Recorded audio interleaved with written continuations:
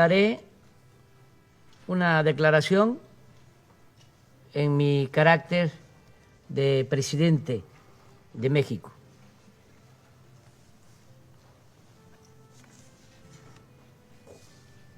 Excelentísimo señor Antonio Guterres, secretario general de la ONU,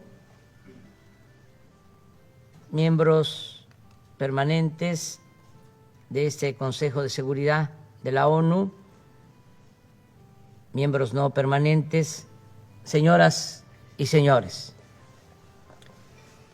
No vengo a hablar de seguridad como sinónimo de poderío militar, ni como argumento para el empleo de la fuerza contra nadie.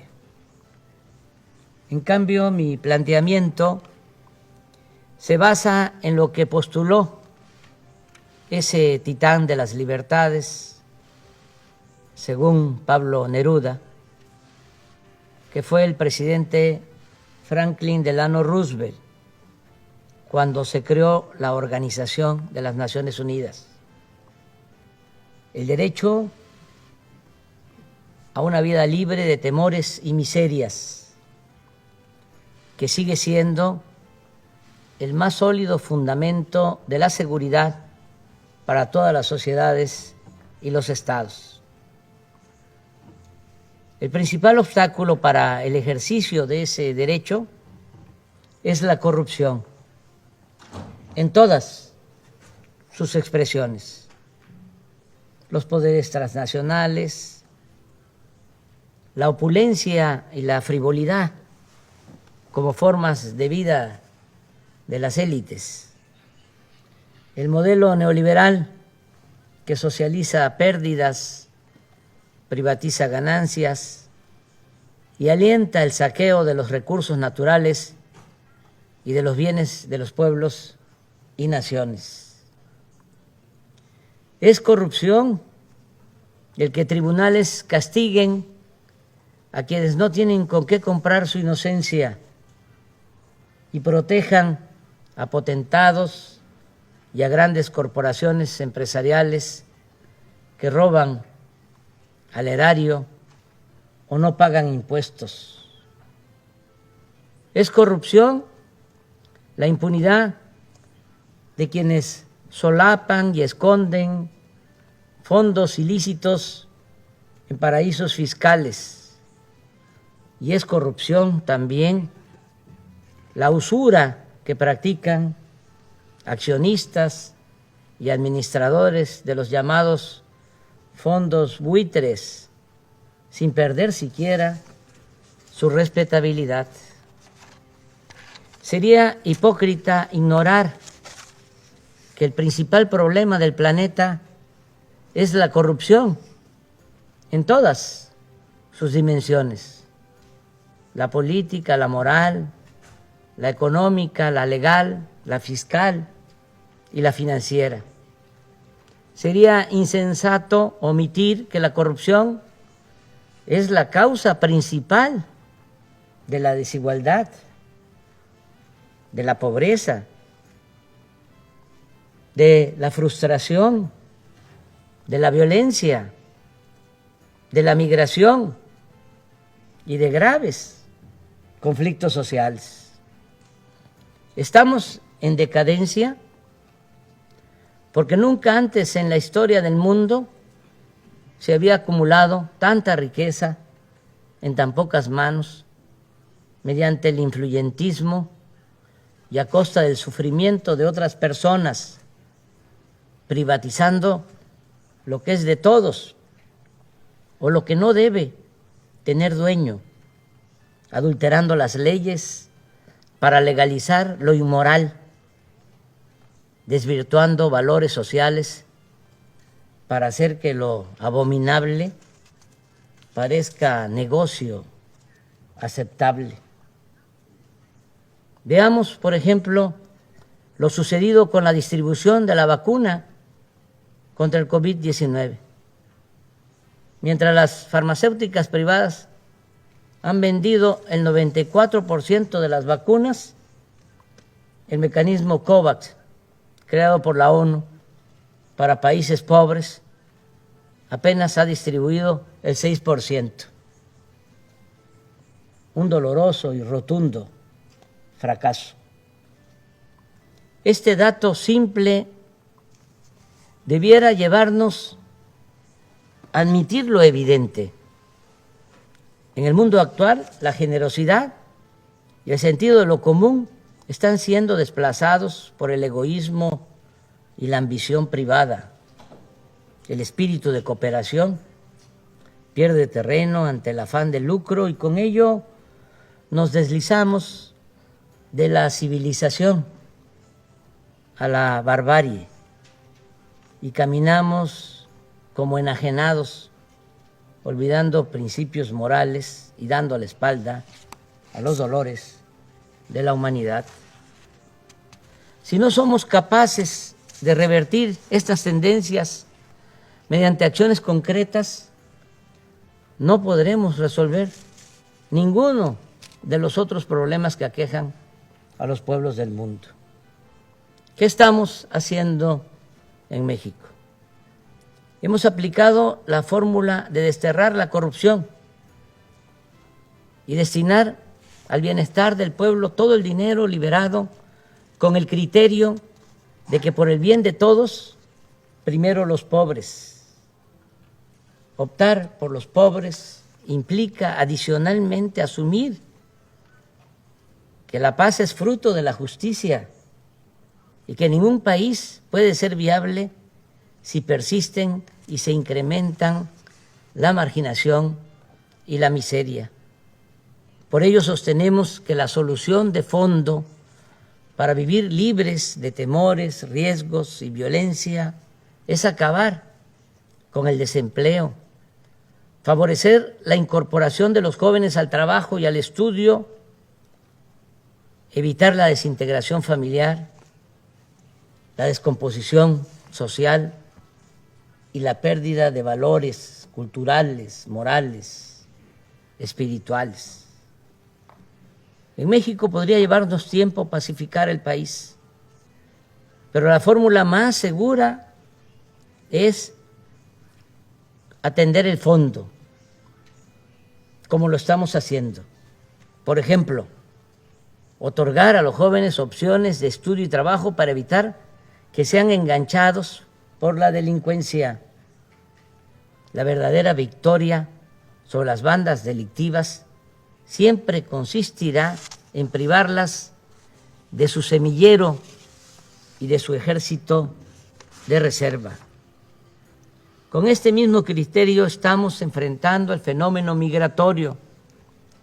Las acciones fundamentales no son las coercitivas, sino las que incorporan a todas las personas al estudio, al trabajo, a la salud y al bienestar en los lugares en los que nacieron o residen, de modo que no se vean obligadas a abandonar sus pueblos por hambre o violencia y que únicamente emigren quienes deseen hacerlo, que la migración sea opcional y no forzosa, una decisión individual y no un fenómeno de proporciones demográficas. Hace poco le expuse respetuosamente al presidente Biden una nueva forma de enfrentar el fenómeno migratorio, sin ignorar la necesidad de ordenar el flujo, de evitar el descontrol y la violencia y garantizar los derechos humanos. Le propuse aplicar de inmediato en 3 naciones hermanas 2 programas que nosotros estamos llevando a cabo con éxito en Chiapas, estado vecino de Centroamérica. Hoy estamos plantando allí 200,000 hectáreas de árboles frutales y maderables. Y ese programa da trabajo a 80,000 sembradores. Asimismo, en esa entidad del sureste mexicano trabajan como aprendices 30,000 jóvenes que reciben un salario mínimo para capacitarse en talleres, empresas y otras actividades productivas y sociales. Si estas 2 acciones se aplicaran de inmediato en Guatemala, Honduras y El Salvador, se podría lograr que permanezcan en sus países unos 330,000 personas que hoy están en riesgo de emigrar por falta de trabajo. Pienso que estas propuestas deben ser aplicadas por la ONU a fin de ir al fondo de los problemas en los países pobres. Es necesario que el más relevante organismo de la comunidad internacional despierte de su letargo y salga de la rutina, del formalismo, que se reforme y que denuncie, combata la corrupción en el mundo, que luche contra la desigualdad y el malestar social que cunden en el planeta, con más decisión, profundidad, con más protagonismo, con más liderazgo. Nunca en la historia de esta organización se ha hecho algo realmente sustancial en beneficio de los pobres. Pero nunca es tarde para hacer justicia. Hoy es tiempo de actuar contra la marginación, atendiendo las causas y no solo las consecuencias.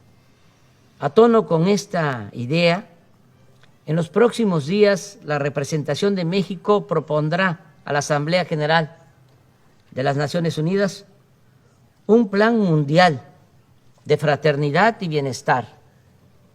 El objetivo es garantizar el derecho a una vida digna a 750 millones de personas que sobreviven con menos de $2 diarios. La propuesta de México para establecer el Estado Mundial de Fraternidad y Bienestar se puede financiar con un fondo procedente de al menos 3 fuentes: el cobro de una contribución voluntaria anual del 4% de sus fortunas a las 1,000 personas más ricas del planeta, una aportación similar por parte de las 1,000 corporaciones privadas más importantes por su valor en el mercado mundial, y una cooperación del 0.2% del PIB de cada uno de los países integrantes del grupo de los 20. De cumplirse esta meta de ingresos, el fondo podría disponer anualmente de alrededor de $1 billón.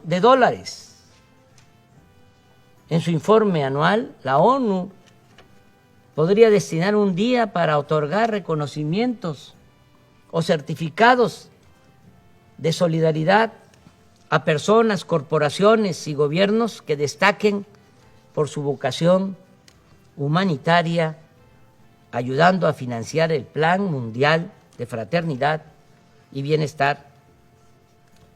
Los recursos de este fondo deben llegar a los beneficiarios de manera directa, sin intermediación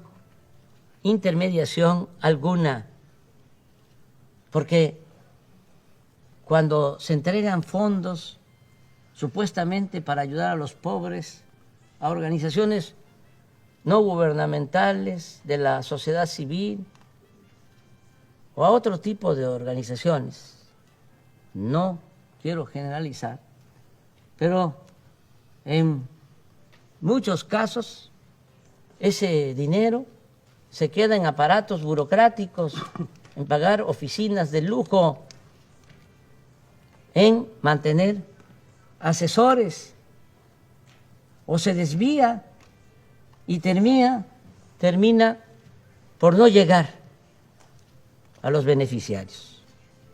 Por eso, repito, los recursos de este fondo deben llegar a los beneficiarios de manera directa, sin intermediación alguna, mediante una tarjeta o un monedero electrónico personalizado. el Banco Mundial y el Fondo Monetario Internacional podrían colaborar en la creación de la estructura requerida y desde el año próximo hacer un censo de los más pobres del mundo y una vez definida la población objetivo en cada país, comenzar a dispersar los recursos para el otorgamiento de pensiones a adultos mayores, a niñas y niños con discapacidad, becas a estudiantes, apoyos a sembradores y a jóvenes que trabajen como aprendices en actividades productivas, así como hacer llegar vacunas y medicamentos gratuitos. No creo, lo digo con sinceridad, que alguno de los miembros permanentes de este Consejo de Seguridad se oponga a nuestra propuesta, pues esta no se refiere a armas nucleares o invasiones militares, ni pone en riesgo la seguridad de ningún Estado. Por el contrario, busca construir estabilidad y paz por medio de la solidaridad con quienes más necesitan de nuestro apoyo. Estoy seguro que todas y todos, ricos y pobres, donantes y beneficiarios, vamos a estar más tranquilos con nuestra conciencia y viviremos con mayor fortaleza moral. Aquí recuerdo lo que sostenía Adam Smith: